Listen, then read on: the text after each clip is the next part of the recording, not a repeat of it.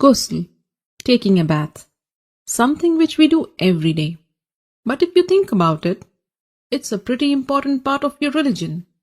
Because if you are not ritually pure, you cannot perform some important religious deeds.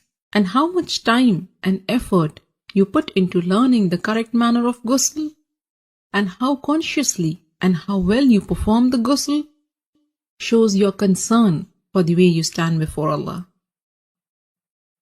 Because al-ghuslu amana bayna al-abdi wa bayna rabbihi.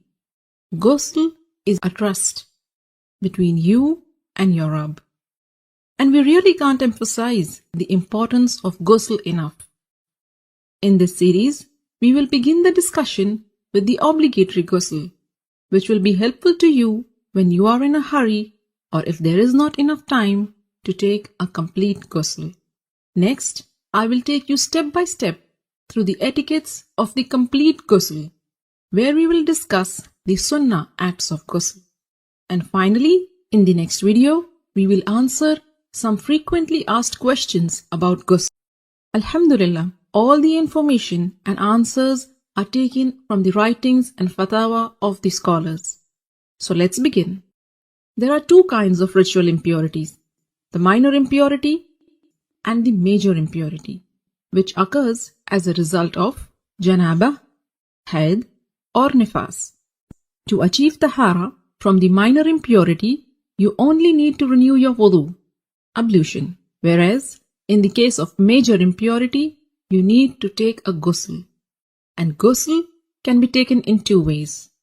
A complete ghusl with all the sunnahs of the Prophet, and a partial or a sufficient ghusl, which means only doing what is obligatory to free yourself from the ritual impurity. So what are these obligatory acts of ghusl?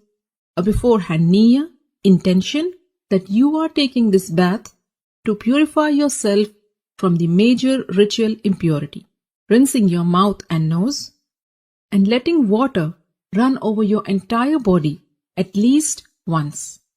Make sure it reaches every part of it, even your scalp under the thick hair.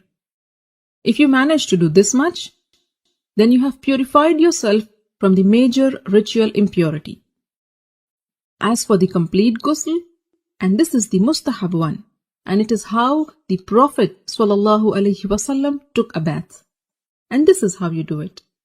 Begin with an intention to purify yourself from the major impurity. Then say Bismillah. Wash your hands 3 times. Then with your left hand, wash your private parts and anywhere else that is contaminated with traces of impurity. Then make a complete wudu, just as you would for prayers. Then pour water over your head 3 times, rubbing and making sure that it thoroughly reaches your scalp.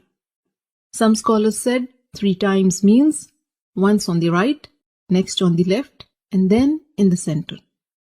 And then pour water and wash the entire body, beginning with the right side, then the left, while rubbing it with your hands so that you are sure you haven't missed any part.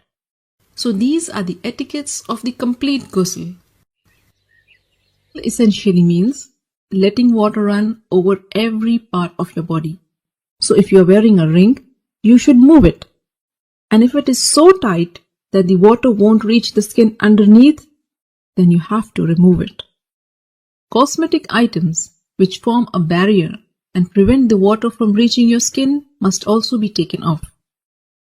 In a narration of Maymuna radiallahu ta'ala anha, it is mentioned that the Prophet sallallahu alaihi wasallam moved away from the spot where he had been taking ghusl, and then he washed his feet.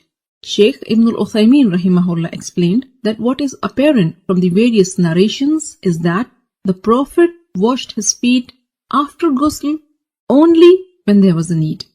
Like if the floor is made of dirt, and if the feet are not washed, they will remain soiled. So you may want to wash your feet after ghusl if there is a need.